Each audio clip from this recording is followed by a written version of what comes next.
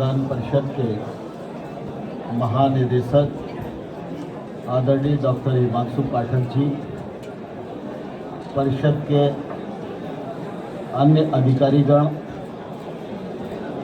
और स्थापना दिवस और प्रौद्योगिकी दिवस के उस सभी 3 दिवसीय कार्यक्रम के समारोह के अवसर पर उपस्थित सभी महानुभाव और पत्रकार मित्रों, मुझे बहुत प्रसन्नता है कि आईसीआर का 95वां स्थापना दिवस समारोह परसों शुरुआत हुआ था। आमतौर पर स्थापना दिवस प्रतिवर्ष आता है और प्रतिवर्ष कुछ न कुछ कार्यक्रम का आयोजन होता ही है, लेकिन हम लोग साथ हमेशा विचार विमर्श करते रहते हैं। तो इसलिए बातचीत में यह विषय आया कि स्थापना दिवस समारोह सिर्फ एकेडमिक ही नहीं होना चाहिए, उत्सवी माहौल में होना चाहिए। और मुझे प्रसन्नता है कि इस बार परिषद ने इसको उत्सवी स्वरूप दिया और ये स्वरूप यहाँ भी देखने को मिल रहा है। कुछ लोग बातचीत को सुन रहे हैं, कुछ लोग प्रदर्शनी को देख रहे हैं, कुछ लोग तकनीक को देख रहे हैं, चर्चा भी जारी है, भाषण भी जारी है। तो स्वाभाविक रूप से मेले का स्वरूप यही रहता है कि हर आदमी मेले में आए, उसके महत्व को समझे और जो उसके पसंद की चीज़ है उस पसंद की चीज़ पर विचार करे, उसे खरीदे, उसको आगे बढ़ाने का प्रयत्न करे। तो मैं समझता हूँ कि स्थापना दिवस का यह कार्यक्रम बहुत ही अभिनव और प्रेरणादायी रहा है।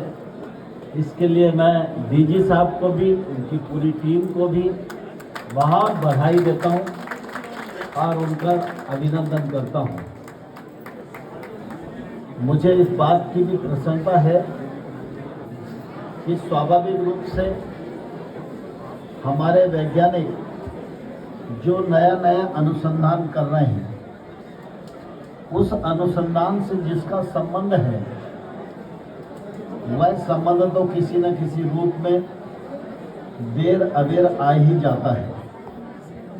लेकिन वैज्ञानिकों के अनुसंधान और तकनीक आम जन के ध्यान में भी आए, जिससे हमारे वैज्ञानिक और प्रशंसा का पात्र बने और ये तकनीक और अनुसंधान को व्यापक प्रचार प्रसार मिले।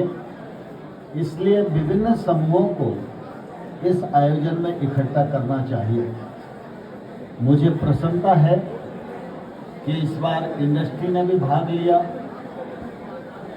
हमारे किसान भाइयों और बहनों ने भी भाग लिया, स्टार्टअप्स ने भी भाग लिया और बड़ी मात्रा में हमारी नई पीढ़ी, जो छोटे छोटे बच्चे हैं स्कूल के, कॉलेज के, वो सब भी इसमें आए और उनको भी आईसीआर की गतिविधियों को समझने का और उनके द्वारा किया गया चमत्कार देखने को मिला। यह मैं समझता हूँ कि बहुत ही सराहनीय कदम रहा है। हम सब जानते हैं कि भारत कृषि प्रधान देश है। आज हमारे वैज्ञानिकों के अनुसंधान, किसान का परिश्रम और भारत सरकार और राज्य सरकार की किसान हितैषी नीतियाँ, इनके फलस्वरूप ही आज ये परिस्थिति पैदा हुई है कि खाद्यान्न की दृष्टि से हम अधिशेष राष्ट्र बन गए हैं। कृषि उत्पादों की दृष्टि से दुनिया में या तो 1 नंबर पर खड़े हैं या दूसरे नंबर पर खड़े हैं। लेकिन लगातार हमारे वैज्ञानिकों का जो दूरगामी दृष्टिकोण है, उसके आधार पर मैं ये कह सकता हूँ कि उनका अनुसंधान भारत को हर विधा में नंबर 1 पर पहुंचाने का है और इसके लिए पूरे अनुसंधान परिषद के संस्थानों से लेकर कृषि विज्ञान केंद्रों तक सभी वैज्ञानिक प्रयत्नशील हैं। मैं उनको इस अवसर पर बहुत बहुत बधाई देता हूँ, नए अनुसंधानों के लिए बहुत बहुत शुभकामनाएं देता हूँ। कृषि के क्षेत्र में जलवायु परिवर्तन की चुनौती हम सब लोगों के सामने है, सारी दुनिया उससे जूझ रही है और इस वर्ष तो उसका असर भी दिखाई देने लगा है। ध्यान में नहीं आया कि मई जून कब आया, कब गर्मी आई और कब चली गई। अब हम बरसात के समय में ही प्रवेश कर गए, आगे क्या होगा ईश्वर ही जानता है। लेकिन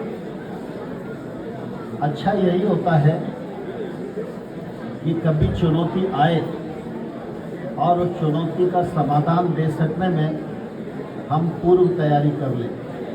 और मुझे प्रसन्नता है, बदलते जलवायु परिवर्तन के दौर में जिन जिन प्रकार के बीजों की किस्म की आवश्यकता आने वाले कल में हिंदुस्तान को होगी, खाद्य सुरक्षा की दृष्टि से होगी, देश की और दुनिया की आपूर्ति करने की दृष्टि से होगी। हमारे वैज्ञानिक फसल में भी उस पर काम कर रहे हैं, बागवानी में भी उस पर काम कर रहे हैं और पशुपालन और मत्स्य पालन की दृष्टि से भी उस पर काम कर रहे हैं। और मुझे पूरा विश्वास है कि हमारे वैज्ञानिकों की गंभीरता और हमारी भारतीय कृषि अनुसंधान परिषद का कृतित्व और उनका दूरगामी दृष्टिकोण आने वाले कल में चुनौतियों का समाधान देने में निश्चित रूप से सफल होगा। आज मुझे यह भी बताया गया कि ICAR ने इस उत्सव के दौरान 17 समझौते किए हैं, जिनमें 1 करोड़ से अधिक की आय ICAR को होगी। यह भी निश्चित रूप से एक शुभ संकेत है। और जी साहब बता रहे थे कि जितने लोग इसमें आए थे और जिनने उत्सुकता जाहिर की है, उसके आधार पर इन समझौतों की संख्या निश्चित रूप से और बढ़ेगी। यह निश्चित रूप से हम सबके लिए प्रसन्नता का विषय है। कृषि शिक्षा की दृष्टि से भी बहुत अनुकूलता आज देश में दिखाई देती है और विशेष रूप से बेटियों के क्षेत्र में देखो तो मैं कई बार विश्वविद्यालय में जाता हूँ, किसी महाविद्यालय में जाता हूँ, तो जब कृषि के क्षेत्र में, कृषि शिक्षा के क्षेत्र में बेटियों की संख्या देखते हैं तो निश्चित रूप से बहुत ही प्रसन्नता होती है। और यह समय की आवश्यकता भी है और ज़रूरत भी है। और हमारे कृषि शिक्षा विभाग ने इस दृष्टि से अपने कदम तेजी के साथ आगे बढ़ाए हैं। नई शिक्षा नीति का भी समावेश हमारी कृषि शिक्षा में किया गया है और साथ ही साथ प्राकृतिक शिक्षा, प्राकृतिक कृषि शिक्षा में शामिल हो, इसके लिए भी पर्याप्त प्रावधान किए गए हैं। देश भर में विश्वविद्यालयों में, महाविद्यालयों में सीट्स बढ़ाने के लिए आग्रह किया गया है और मुझे लगता है इस बार के शिक्षा सत्र से प्राकृतिक कृषि का भी सिलेबस हमारे सभी महाविद्यालय, विश्वविद्यालय में आ जाएगा और इसकी भी पढ़ाई शुरू हो जाएगी। आने वाले कल में अनुसंधान की दृष्टि से भी और शिक्षा की दृष्टि से भी हम पूरी तन्मयता के साथ आगे बढ़ें और हमारा ये पूरा समूह देश के समक्ष कृषि के क्षेत्र में और खाद्य सुरक्षा के क्षेत्र में जो आने वाली चुनौतियां हैं, अनुसंधान परिषद उन चुनौतियों का समाधान देने में पूरी तरह सफल हो। स्थापना दिवस और प्रौद्योगिकी दिवस के अवसर पर मैं आप सबको बहुत बहुत शुभकामनाएं देता हूँ, बहुत बहुत बधाइयाँ देता हूँ। धन्यवाद।